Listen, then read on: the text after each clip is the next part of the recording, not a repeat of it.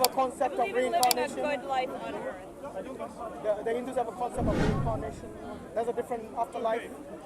So if you say I believe in the afterlife, I want to know from your perception what this is. I didn't say I believed in it though. Oh, you didn't? No, I didn't. I think you did. The lady over there. I believe that we carry on, but through in a million ways the things that we do and how they influence those around us and people we don't even know. That's something I say to you today. You will reflect that in someone that you care about who's younger than you are, and many generations from now that will have an impact. Oh, I see in that way. So it's basically your legacy. It's not you. You see what I mean? It's a difference. What's your opinion? Well, it's not. I mean, I think it is me. For example, if you wrote a book and somebody gets influenced by that book becomes your legacy. But it's not your afterlife. I wouldn't call it your afterlife. See what I mean? would.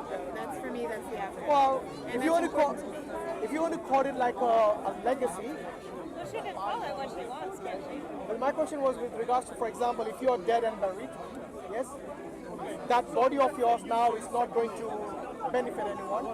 But the works that you leave behind, yes, they can either benefit someone or they can also harm someone depending on if you've written a bad book, maybe bad things. I don't know. Maybe to simplify a question, Yeah. does your consciousness and self-awareness dissipates or disappear once you die? Or does it remain and continue? I don't know what happens after you die because I don't know. And it fascinates me, the idea, the belief in the afterlife. I wish that that belief were a part of me, because I think that it's wonderful. Like the idea that your consciousness as it exists here would be somewhere else, and that you and I would be able to have a conversation again 100 years from now. That's a beautiful thought, and that would comfort me. I don't believe that, but I do believe that things that I say and fundamental parts of me will be still here. But you and your self-awareness will end the moment you die.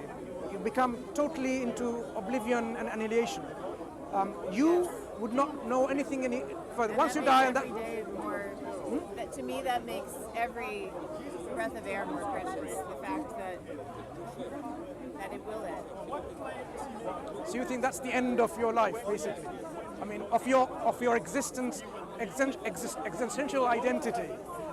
Again, those aren't my words. Like, I don't. I think it's a much broader belief for me. And in some ways, I'm envious of you for believing that there's some other existence that we have. Do you believe in justice? Sometimes justice is not served in your life, and people die without seeing the justice. Absolutely true. So what happens to this eagerness, this sense, the longing for the justice? Something's still not there. Justice is not done. Doesn't necessarily get So are you resolved. saying this is a very unfair existence? Unjust existence? Because justice is not served. And I'm lucky, right? That my immediate needs are met every day. I'm not hungry. I'm safe in general, and that's really a special place that I'm able to occupy that I don't deserve any more than someone who doesn't have those things. Yeah, I'm There's saying. no reason. So when people, no, the reason I'm asking, there are many bad people out there in our world, right? There are many bad people from every culture, religion, whatever you call it. The bad people out there. And we may be bad, right? We have aspects of ourselves that are Okay, bad, right? let's say we're trying to be good, but there are other people who are actually genuinely bad from our perspective, and they commit a lot of bad things, and people die unjustly, and justice has not been served. How is that possible? I mean, people. What is a just death? No, I'm saying justice needs to be meted out, right? Because you're saying. But If you look when at is it- an untimely death just? There are times when it's No, when it's I'm okay. saying not about timely death. I'm saying death is just a span of your life. This is the end span.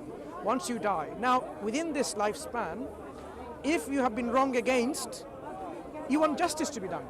Because that's justice something, it is inherent within all of us.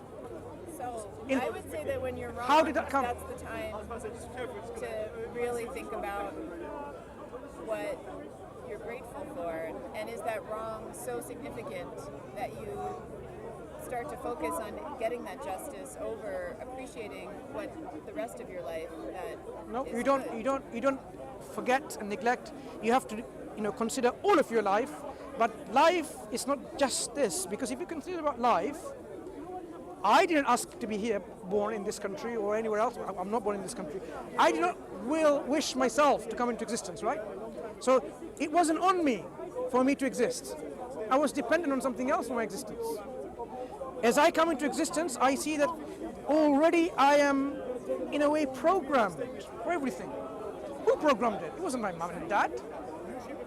Who gave me life? It wasn't something called Mother Nature, because Mother Nature doesn't have a brain. It's just a concept. Mother Nature doesn't have awareness, consciousness. Mother Nature didn't give us this life. Our parents didn't give us life. Some people think our parents give us life. If I died as a child, my parents, if they had the ability to give life, they would have given me life when I died. And again every time I die. The fact that parents cannot bring their dead child's life back to life again, it demonstrates to us they did not have the ability, capacity, or power to give life. So they were only a means in a biological procreation. The life is something different. If I die now, suddenly something disappears from me, and I just fall dead, and then eventually all my organic function stops. Because I'm not able to breathe anymore, I'm not able to take in oxygen anymore, my brain will starve of oxygen, it will not be able to control my lungs and my heart and my kidneys. One after other, the organs will fail, and eventually the whole body will collapse, and it will come to an end by this brain death. But I did not program any of that. And I don't think it is wise to even consider something that doesn't even exist with brains and neurons and synapses, like Mother Nature, did all of that.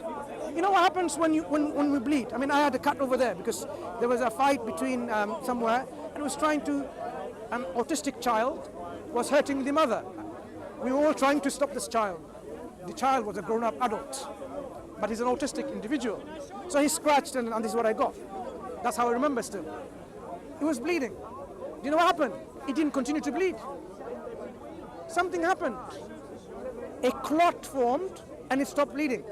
Now, I'm sure if you are a science individual who studied science, you've realized a lot of processes started happening the moment I had a cut in my skin, and that specific blood vessel was open. You're explaining this to a nurse, you know that. Very good. So what happens immediately there?